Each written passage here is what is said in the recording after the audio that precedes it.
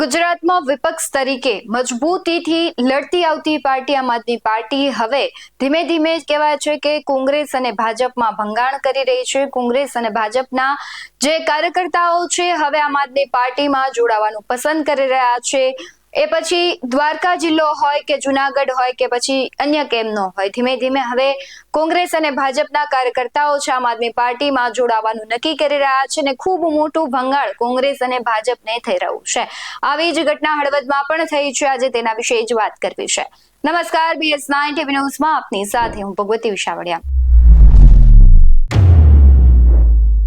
ગઈકાલે હળવદ તાલુકામાં આમ આદમી પાર્ટી દ્વારા વિશાળ ખેડૂત મહાસભાનું આયોજન કરવામાં આવ્યું। આ પ્રસંગે આમ આદમી પાર્ટીના વિસાવદરના ધારાસભ્ય ગોપાલ ઇટાલિયા, પ્રદેશ કિસાન પ્રમુખ રાજુ કરપડા, કાર્યકારી પ્રમુખ કૈલાસ દાન ગઢવી, મોરબી જિલ્લા પ્રમુખ મહાદેવ પટેલ, મોરબી જિલ્લા પ્રભારી પંકજ રાણસરિયા, હળવદ તાલુકા પ્રમુખ ચંદુ મોરી, ધાંગધ્રા વિધાનસભા સહપ્રભારી કમલેશ ડઢાણિયા તેમજ મોરબી જિલ્લા ટીમ અને હળવદ આમ આદમી પાર્ટી ટીમ ઉપસ્થિત રહી હતી।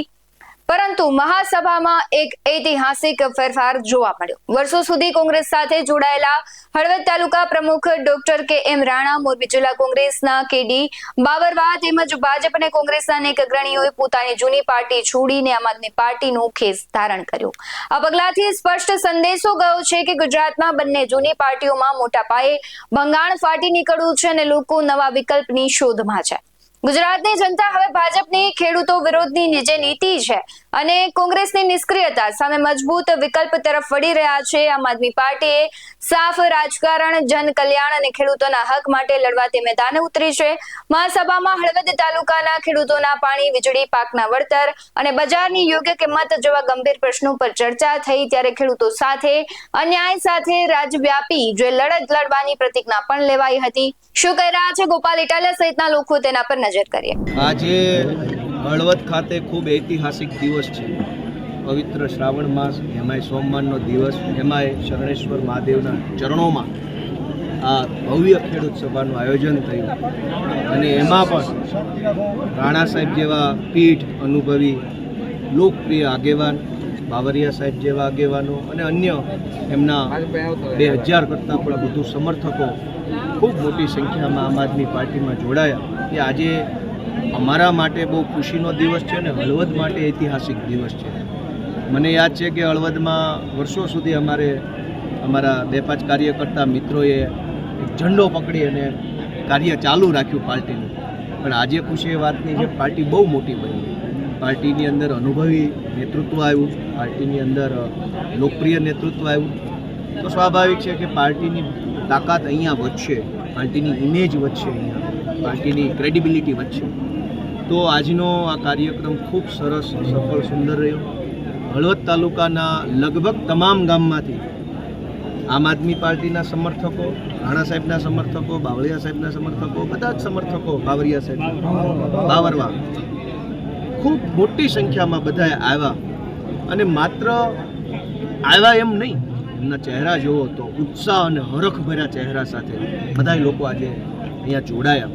એ બતાવે છે કે મોરબી જિલ્લામાં હળવદથી હલચલ ચાલુ થઈ છે, હવે આ હલચલ ક્યાં પહોંચે એનું નક્કી નહીં। આમ આદમી પાર્ટી લોકોની પાર્ટી છે, જનતાની પાર્ટી છે, જનતાની લાગણી અને જનતાના પ્રેમથી ચાલતી પાર્ટી। આ નેતાની પાર્ટી નથી, કેમ કે અહીં કોઈ નેતા નથી, અમે બધા સામાન્ય પરિવારમાંથી આવતા લોકો છે। સુદાનભાઈ, હું, રાજુભાઈ કરપડા, આ અમારા જીવનમાં, અમારી પેઢીઓમાં કોઈ સરપંચ નથી બની છે। અમે પહેલાં એવા માણસો છે જે આ પાર્ટીમાં આવ્યા છે। આ પાર્ટી જનતાના સ્નેહ અને લાગણીથી હાલતી પાર્ટી છે। જનતાનો સ્નેહ વધી રહ્યો છે તો સ્વાભાવિક છે ગુજરાતમાં આમ આદમી પાર્ટી મજબૂત થશે, કેમ કે ભાજપે જનતા સાથે દગો કર્યો છે, જનતાનું શોષણ કર્યું છે, જનતાને દાબ દબાણમાં રાખી, ધાકધમકી કરી અને ભયના માહોલની અંદર સત્તા ટકાવી રાખી છે। પણ એ ભયનું તાળું વિસાવદરની જનતાએ તોડી નાખ્યું છે અને સત્તાની ચાવી વિસાવદરવાળાએ ગુજરાતની જનતાને બતાવી દીધી છે। જનતા જાગૃત થઈ રહી છે, ભયમુક્ત થઈ રહી છે અને આવનારી ચૂંટણીની અંદર ભાજપના મૂળિયા કાઢી નાખવા માટે થઈ હવે ખેડૂતો આગળ આવી રહ્યા છે। 300 કાર્યકર્તા અને 1700 થી 1800 સમર્થકો સાથે અમે જોડાયા છીએ। 35 વર્ષથી કોંગ્રેસમાં છું, પણ મને ઉપલા નેતાઓનું જે સાંઠગાંઠ અને ઉપલા નેતાઓ જે રીતે વાત કરે છે એનું નીચે કોઈ પાલન થતું નથી. આપણે ઉપલા સ્તરે રજૂઆત કરો કે આ ભ્રષ્ટ માણસ છે, આનો એક પગ બીજેપીમાં છે, આવા માણસને કોંગ્રેસમાં કોઈ એવો સારો સજ્જન માણસ જ નથી કે તમે એને સંગઠનનો હોદ્દો આપો. અમે પાર્ટીના જે આ સંગઠનની જે એની જે રીતિઓ છે એનાથી ખૂબ નારાજ હતા. તાલુકા પંચાયત, જિલ્લા પંચાયત આમ આદમી પાર્ટી બને એવા અમારા પ્રયત્નો હશે અને ચેલેન્જ સાથે હું તમને ખાતરી આપું છું કે હું ભાજપની ઊંઘ હરામ કરી નાખીશ. આમ જોઈએ તો આમ આદમી પાર્ટી વિસાવદરમાં જીતી ત્યારથી ખૂબ તેનું મજબૂત સંગઠન હવે ધીમે ધીમે બની રહ્યું છે. આમ આદમી પાર્ટી છે એક નવા વિકલ્પ તરીકે હવે ઊભી હોય તેવું લાગી રહ્યું છે. કોંગ્રેસની નિષ્ક્રિયતા અને ભારતીય જનતા પાર્ટીમાંથી લોકોનો ઉઠી રહેલો વિશ્વાસ હવે ક્યાંક આમ આદમી પાર્ટીને લાભ કરાવી રહ્યો હોય તેવું લાગી રહ્યું છે. તમને શું લાગી રહ્યું છે કમેન્ટ બોક્સમાં જરૂરથી જણાવજો. આવા જ અહેવાલો સાથે ફરી મળતા રહીશું. તમે અમારી YouTube ચેનલને સબસ્ક્રાઇબ કરવાનું, અમને ફેસબુક અને ઇન્સ્ટાગ્રામ પર ફોલો કરવાનું ભૂલશો નહીં. બાકી અવનવી અપડેટ્સ મેળવવા માટે આપ જોતા રહો BS19 ન્યૂઝ. નમસ્કાર.